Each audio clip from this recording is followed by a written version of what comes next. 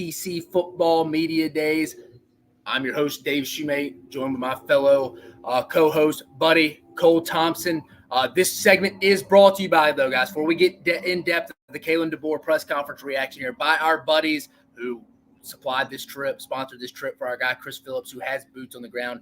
MyBookie, go to mybookie.ag and use code SECU at sign up to receive a special welcome offer on your first deposit, guys. I mean, you really got anything to bet on right now. Baseball is kind of in that slow period right now, but we have college football on the horizon. We encourage you to go use our buddies over at mybookie.ag. Cole, what's going on today, brother? We are rolling, and it had to start off with the Roll Tide himself, Kalen DeBoer, taking on over for Nick Saban, first press conference in SEC Media Days. And let's just call a spade a spade. Guy knocked it out of the park. In everything that you're looking for in terms of persona that fits a program, that is what makes, I think, Alabama fans even more comfortable. They were already feeling very high and mighty about where they are after what we've seen the last few days on the recruiting trail. But now you get to hear from the man himself about the process that he's worked with for the last several months, taking in detail the emphasis on the 15 spring practices, not trying to emulate Saban, but still bringing up the certain similarities that resolve around him and Saban. I think that when you look at this from an Alabama standpoint, you have got to feel positive about the direction that the team is going in Tuscaloosa. Yeah, I think you would agree with Scott. I think when Greg Byrne hired him, it was the best hire you could make. I mean, it was at the time a realistic hire. I mean, Steve Sarkisian said he thought about it. I mean, he ain't gonna talk about it today, but he said he thought about it. Kirby Smart ain't leaving Georgia.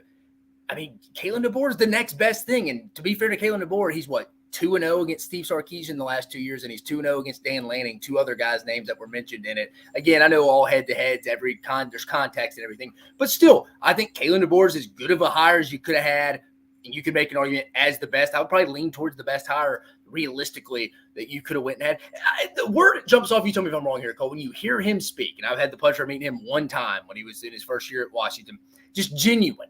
Yeah. That initially, salt to the earth kind of guy where it's like, dude, I actually feel like I'm talking to this guy and he's actually being real. Where you deal with some coaches like he's kind of putting a front on in the media, and I bet he's bad-mouthing somebody when he walks right off it. But you don't get that feel with Kalen DeBoer. Very genuine, appreciative, obviously very complimentary of Coach Saban. But some things he talked about, I mean, guys, I highly encourage you. Our guy Cole Thompson here had an interview. He talked highly about Jaylen Milroe, who, like I mentioned, Cole Thompson here had an interview on the SEC Unfiltered channel with the Alabama quarterback, Jaylen Milroe. Talked about his progression. Cole, anything you gathered from that, from hearing from DeBoer, anything changed?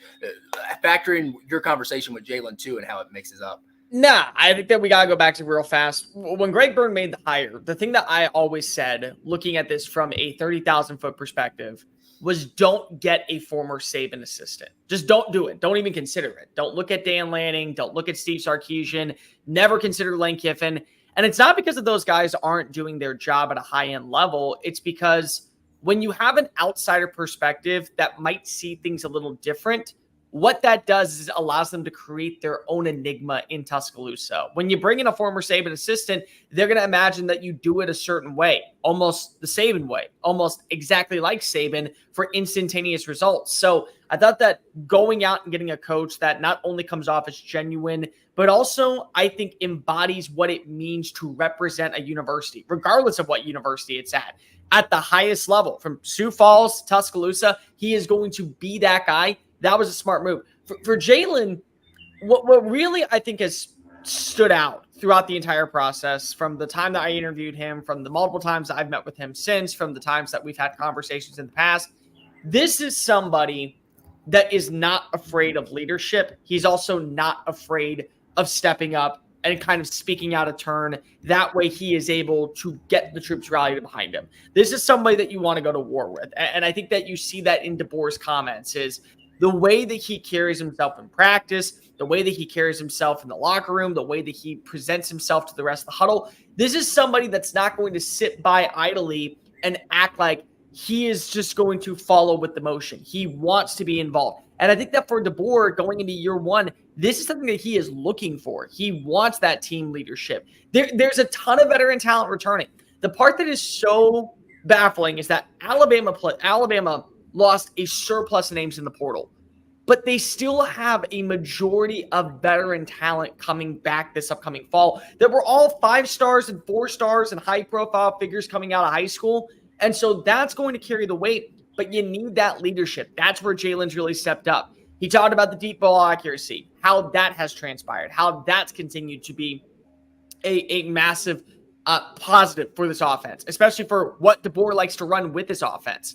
But he's also talked about some of the mistakes that he's made and how he's worked on it, how he's finite the kinks, how he's been able to build off of the minor adjustments through spring football and what that's going to translate into the regular season. Milroe embodies what you need for any young coach, and especially for a first-year coach. And I think that DeBoer is going to lean on him a little bit more than we actually thought he was going to lean on Saban. Like, so far, we've heard about how Nick hasn't been in the building, but whenever a conversation's been going on, he's more than happy to answer. I think the way that we talk about him right now is the way we will be talking about Jaylen during the regular season. He will be leaning on number 4 as his go-to guy. Yeah, I think Roman Harper made a good point right when we were going live here on the SEC Network.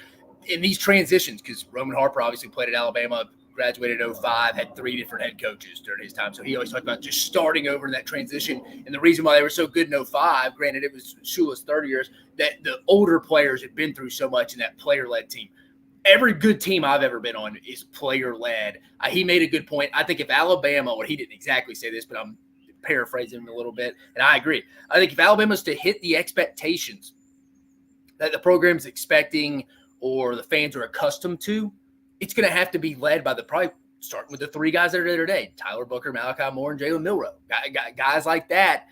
Throwing Jaden Roberts, who I think one of the better guards up there with Javante Spraggins from Tennessee, one of the better guards in the league. I think if you told me Alabama were to make the playoffs, make a deep playoff run, it would be because if it's a player-led team and those guys getting over the hump. Because, again, you really don't know, I think, in all aspects of life, in a relationship, in a job, in an organization, certainly in football, you don't really know what you're getting with somebody until you go through a full calendar year or something with them. So sure, for 6 months, yeah, you know, Kalen DeBoer, you haven't been through a season yet. Like we always just say in football, it's like, man, how is this coach? It's like, especially a new coach, like, well, we've only gone through a spring, summer with him. Like, what is he like when the bullets are flying come fall? Like, people's personalities change during stress and stuff like that. So I'll be interested to see how that transition is. And again, Caleb DeBoer, very genuine guy, seems very level-headed. I'm sure he'll be fine. But when there's going to be inevitable adversity, I think it's going to be that core group of guys, more so than even when Nick was there. And it's still for Nick's days from the player-led stuff.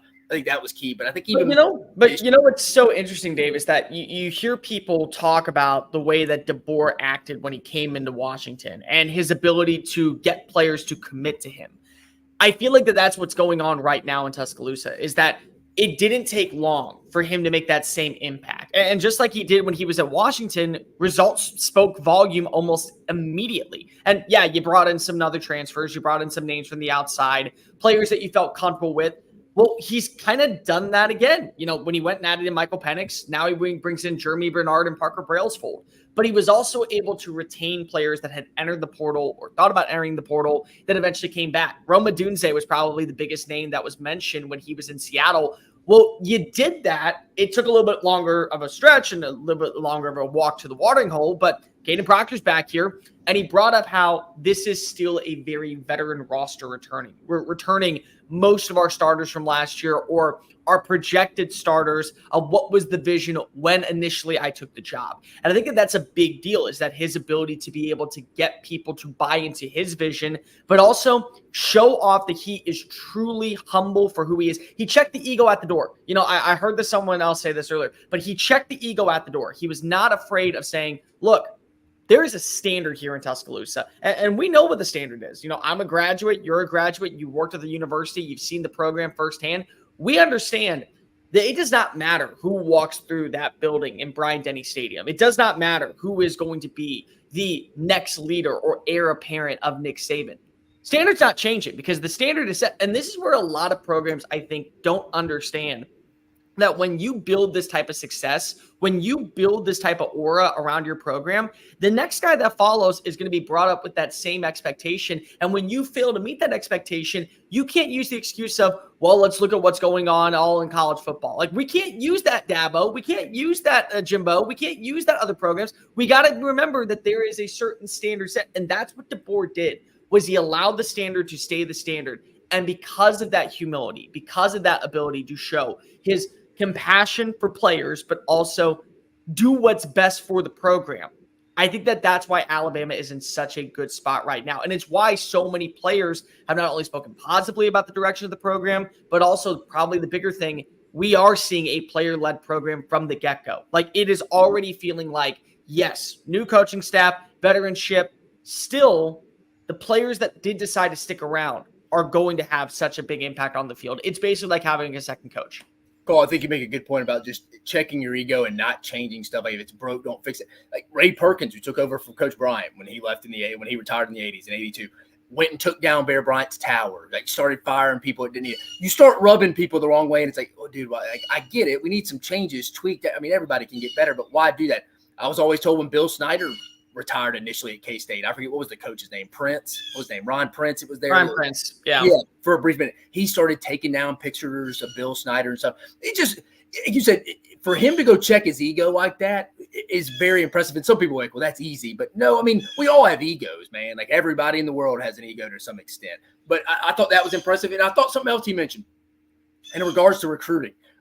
He said we've done a good job of getting kids on campus, and when they get on campus, they love our culture. Well, I think one thing that will be different this time is when kids would come to Alabama under Nick Saban from recruiting standpoint, some of those kids, especially in the summer in camp, it'd be a little intimidating. Like, it would be, recently it all started, the unofficial visit would turn into an official visit. They do the photo shoots. Granted, you can't do that anymore. But some kids would like to come and watch camp. When Saban was there, if you watch camp and you didn't compete, they held that against you. A story that I was told, a kid had actually ended up going to LSU, camp during the morning session. And one of the Louisiana connection guys there that works in the recruiting department, he's like, all right, coach, I'm about to go get food. He's like, dude, the second session starts in 30 minutes. Where are you going? He's like, dude, I ain't camping again. And he's like, well, dude, Coach Saban's going to expect that. He's like, shoot, dude, I ain't going to be able to make it here if he's expecting that. Kid ended up going to LSU. I mean, he was self-aware. He's like, I ain't going to fit here. I'm not going to say, I think it's going to be a little opposite. Like me and you talked about a little bit off air, Cole. I think in today's era, it has to be a little bit more player-oriented. Right. Kids ask questions. He made a good statement today. I don't want to misquote him, but it was essentially like, I want to tell you why, not just what. Like, essentially, he's like, I think he's a good ear to lean on there from that perspective. I think that's going to be a little different. I think kids are going to come into that environment, and it's not going to be as, like, stoic and, like, look, you're either with us or you're against us. It's going to be a little bit more laid back. Hey, we're going to take care of you. I mean, Coach Saban took care of his players, asking Sure, of course he did. It's going to be a little different. I think that's something that'll stand out. Cole, anything off the top of your head, anything else that you noted from his press conference? Yeah, let's go through two more things real fast. I want to respond to how with the recruiting. The thing is that the genuineness is going to carry a lot of weight. And again, we know that the discount, the Saban tax was a big deal. You can't deny it. Anybody out there that's going to try and act like those Saban tax was not real, I don't know what you want me to say. It was. There were players that literally committed to Nick Saban. They did not commit to Tuscaloosa. They did not commit to Bryant-Denny Stadium. They did not commit to Denny Chimes. They did not commit to the Walk of Champions. They didn't care about going out to Innisfree. They didn't care about going out to Rounders. They wanted to play for Nick Saban, and the second that Saban walked out that door, they followed suit. But the genuineness of DeBoer, I think, is going to sell with a lot of players. NIL does a great job. And when you have a GM that knows how to build a program like Courtney Morgan, who we have got to start giving a little bit more credit to, like, people are saying, well, DeBoer's been doing a great job. Well, DeBoer's put the right pieces in play, and he brought that up on multiple occasions, having the right pieces and the right personnel in the scouting department for certain areas for me to look. That starts also with Courtney Morgan, who just helped build a national champion contender at Michigan. That's going to do a lot of damage for this squad moving forward. But what I really appreciate is that genuineness.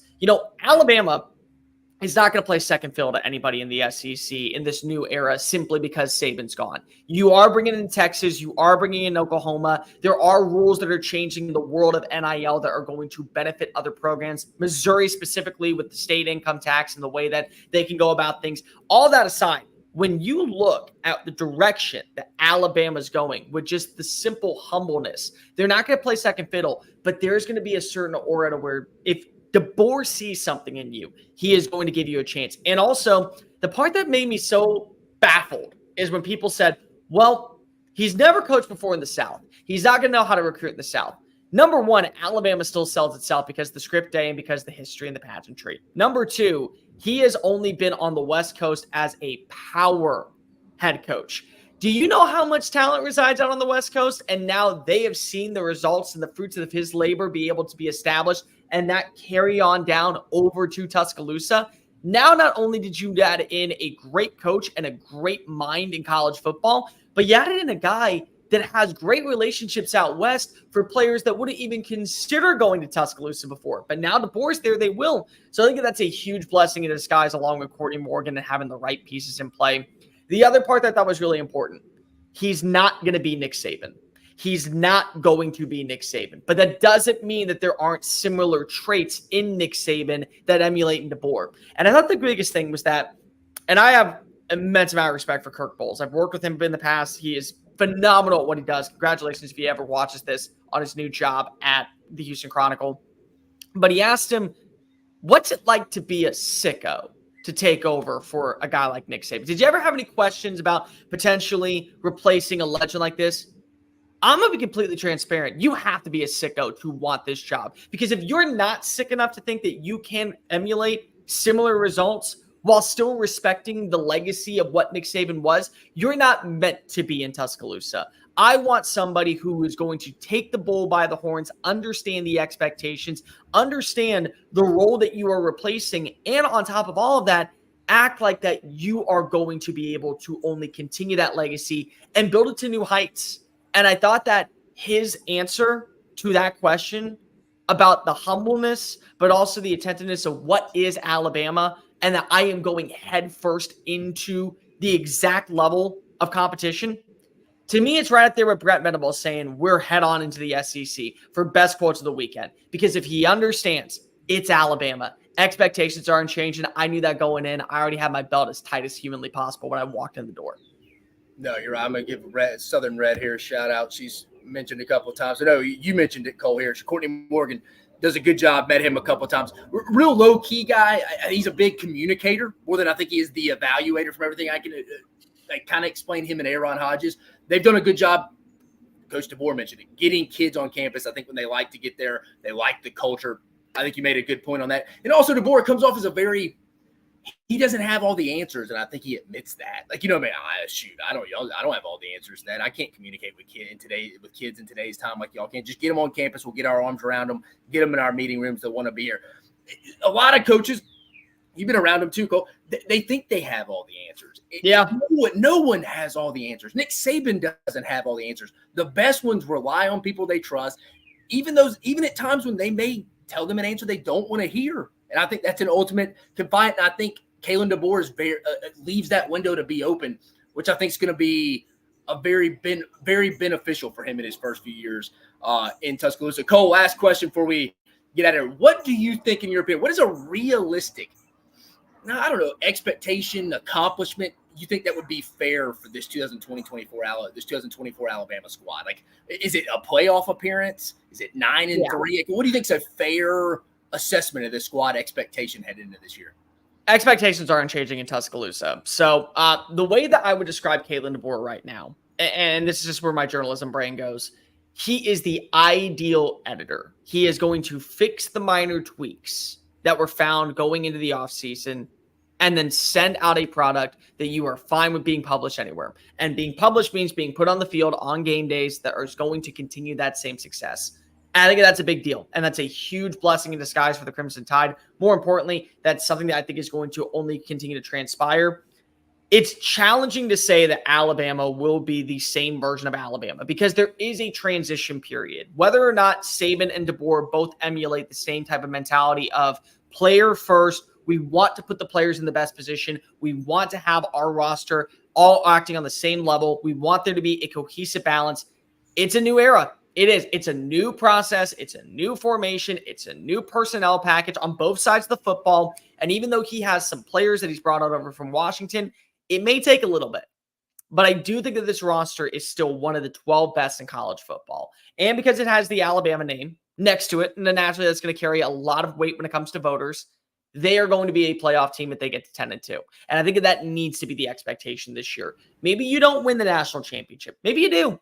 But DeBoer doesn't lose. DeBoer doesn't take the backseat to anybody, and he hasn't. And that's why I think it's a big deal that he is in Tuscaloosa, because if there's a stigma right now that Texas is coming on in, and they're going to be now the crown jewel. You throw in Georgia, they're about ready to take place as set front and center stage with Kirby Smart. Well, you got to get somebody that has shown you it doesn't matter who I replace, what situation I'm in. I'm going to make the best out of this process, and that's where Alabama is. I think a playoff team. And I will say this. If this happens, and there are people in the chat that are watching, I will get an NIL discount for this one. The DeBoer discount is going to be trending on Twitter when he starts to win number one classes. There will be a DeBoer discount just like there was a Saban tax. I would agree with you. From buddies and stuff that I graduated with, I think it's a fair expectation. A realistic / fair expectation is a playoff appearance, whether that's 10-2. Anything after that, I think first year, there's adjustments, growing pains. I think would be icing on the cake. Anything after that. I think a playoff appearance, to me, obviously it's national championship or bust, trying to get to number 19. But I think a playoff, you mentioned it. I think that's a 10-2, most likely, playoff appearance. I think that's a successful year one. But for myself here, guys, in reacting to Kalen DeBoer's first time at SEC Media Days, I'm your host, Dave Shumate, co-host here, Cole Thompson. Guys, we'll be here all day. We got 3 more. We got our guy Jeff Levy coming up on deck here in probably about, I think, 20, 30 minutes, and we'll be reacting to that after. We also have Billy Napier, and we'll have Steve Sarkisian as well to wrap up day 3. But, guys, come join, react. Hit us up in the chat room. We'll get you. We'd love to chat. I see 282 people in here now. Appreciate you joining us. Before we get out of here, go follow us on all social media platforms. Our guy Chris Phillips has boots on the ground at the Omni in Dallas. So give us a follow for all our contributors here at the SEC Unfiltered channel, guys. But we'll be back here probably in about an hour breaking down another first-timer at SEC Media Days, Jeff Levy. But, guys, I appreciate you joining us. Have a great morning.